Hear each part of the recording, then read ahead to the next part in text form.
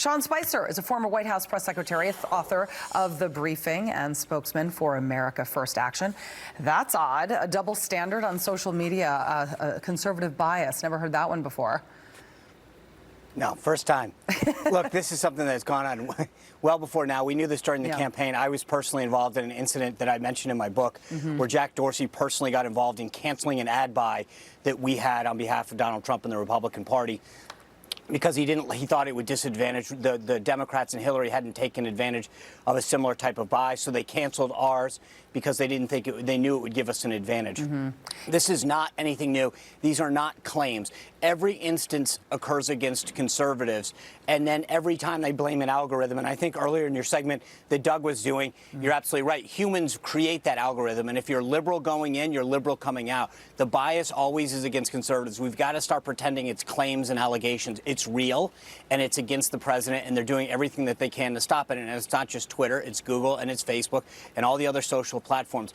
We've been trying to pretend that this is sort of a theory for a while. It's very, very real, and it exists. But even more so, the irony of this is that it's created that what they blocked Mitch McConnell for was ridiculous. They actually posed that it was a safety problem, when in fact he was just putting out the video that was circulating about him and his staff, saying this is what the left is doing. This is being called for by Marcia Fudd, by Congressman Castro, by Congressman Waters. They're telling people to get in Republican conservatives' faces. They're putting it on videotape, and then Twitter wants everyone to pretend that it never happened. Yeah. A Twitter spokesperson did comment. They confirmed the account was temporarily locked for violating the company's violent threats policy. But, you know, you can call out political donors, apparently, but not violent protesters who are victimizing a conservative online.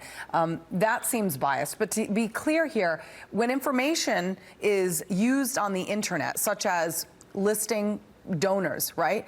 Isn't the whole point of that is to get negative information or negative feedback to those donors? I mean, so you could potentially be attracting hate in that regard.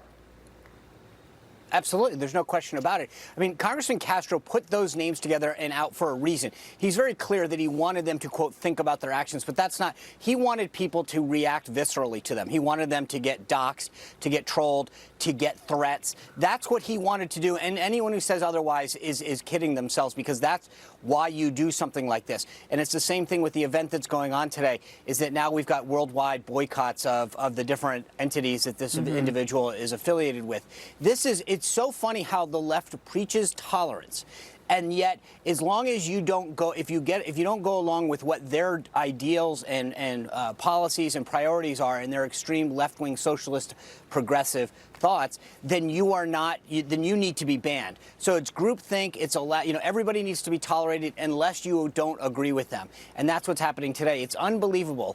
That someone who wants to donate to the president, who supports his policies or him as an individual or the Republican Party, gets targeted. And that's where I think that these guys understand this is the only way that they can win. They talk about, collusion and things in elections. The bottom line is that the liberals have tried to control social media, the mainstream media, and now they're trying to control corporate America through boycotts to make sure that people can't go out there and support President Trump and conservatives. Yeah. Now, to be clear, campaign donor information, obviously, it's public information, especially in the age of the internet, where information is so easily accessible. But Castro was doing much more than that. He wasn't just disclosing public information. He was trying to put bullseyes on people's backs. Now, the National Republican Senatorial Committee says this: the NRSC will suspend all spending with Twitter until further notice. We will not spend our resources on a platform that silences conservatives. Do you think this will be a strong enough message to Twitter to stop the bias?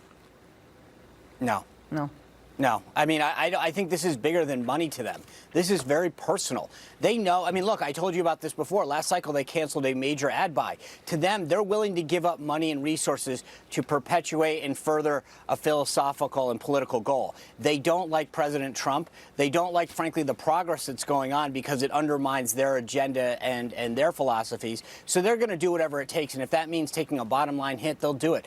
I don't think these guys care about money as much anymore, because they are so threatened by what the president and conservatives have put forward. Yeah. All right. Sean Spicer, thank you very much. Great to see you. Happy Friday.